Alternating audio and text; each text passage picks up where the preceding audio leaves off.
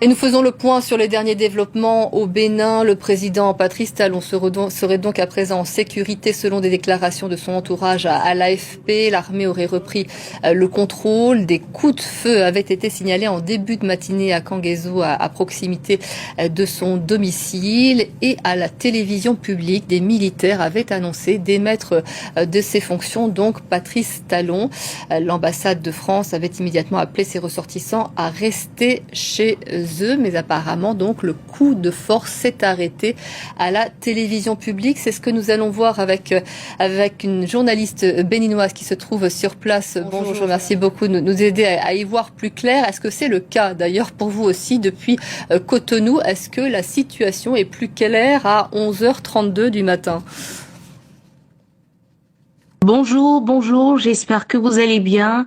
Et effectivement, selon les nouvelles que nous avons eues très tôt ce matin, les putschistes, un groupe de militaires, sont apparus ce matin à la télévision publique pour annoncer qu'ils avaient démis de ses fonctions le président Patrice Talon et qu'ils prenaient le contrôle du pays avec à sa tête le général Tigri.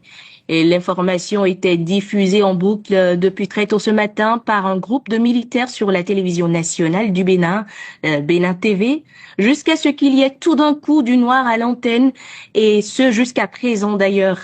Et dans la foulée, l'entourage du président Talon a affirmé que le président était en sécurité et que l'armée béninoise régulière, nous allons dire, serait en train de faire ce qui est de son pouvoir pour reprendre le contrôle. Et on va dire que des témoins ont quand même affirmé, des témoins qui étaient dans les parages du quartier présidentiel ont affirmé que des tirs continuaient et que cela s'entendait dans le quartier présidentiel. La riposte continue, le climat est tendu, des barrages un peu partout à Kadjeon surtout. La circulation est perturbée selon des citoyens circulant à Cotonou, et ce qu'il faut retenir est que jusque-là, la situation reste confuse. On ne saurait dire clairement la suite. Oui, donc on comprend qu'on ne peut pas dire encore, on ne peut pas encore affirmer pour l'instant que ce coup d'État a échoué, même si on l'a entendu un peu plus tôt, le ministre béninois des Affaires étrangères a eu des déclarations plutôt rassurantes. Ce sont des événements qui sont encore en cours d'évolution. Comment a-t-on réagi autour de vous? Cette tentative de coup d'État a commencé assez tôt au petit matin. Allô? Oui, vous m'avez perdu apparemment. Est-ce que vous m'entendez à présent? À présent, je vous entends. Je vous demandais comment on avait réagi autour de vous alors que ce coup d'État a débuté au petit matin et que ce coup d'État représente une très forte instabilité pour le pays. Évidemment, les Béninois étaient vraiment dans l'effroi, les citoyens étaient terrorisés.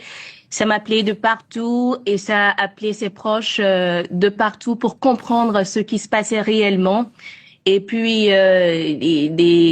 des personnes qui s'inquiétaient pour leurs proches, les appelaient pour leur demander de ne pas quitter la maison, de rester à la maison pour ne pas tomber dans des pièges en circulant dans la ville. Donc, clairement, c'était l'effroi, c'était la peur et voilà. On pouvait percevoir ces derniers jours cette instabilité, ce coup d'État qui se préparait, ou est-ce qu'il a pris tout le monde par surprise?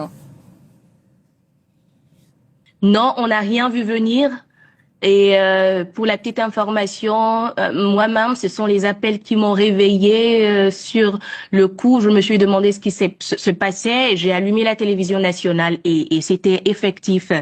Et selon les dernières informations qui me sont parvenues, le pouvoir serait en train de prendre le pas sur les putschistes. Et le porte-parole du gouvernement serait sur le point de prendre la parole pour faire un petit point de ce qui est en train de se passer concernant la résistance. Je vous remercie beaucoup. Effectivement, on imagine les Béninois dans l'attente de cette déclaration et de mieux comprendre en quoi consistent ces derniers développements. Donc apparemment, ce coup d'État s'est arrêté à la télévision publique, mais il y a encore un rapport de force, des affrontements, puisque vous le disiez, des coups de feu ont encore été entendus entre putschistes et forces loyalistes. C'est une information qu'on va continuer de suivre, bien évidemment, tout au long de la matinée. On retrouvera Emmanuelle Solji qui est en déplacement. Elle n'est pas sur place actuellement, mais on fera un point avec elle puisqu'elle a pu recueillir de nombreux témoignages. Ce sera à midi.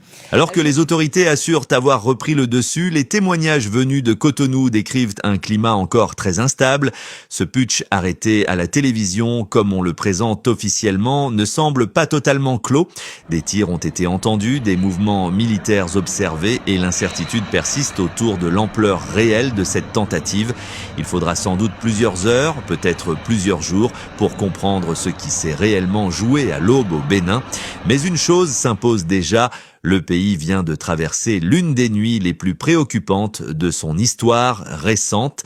Et tant que toutes les zones d'ombre ne seront pas levées, la prudence restera la seule attitude possible.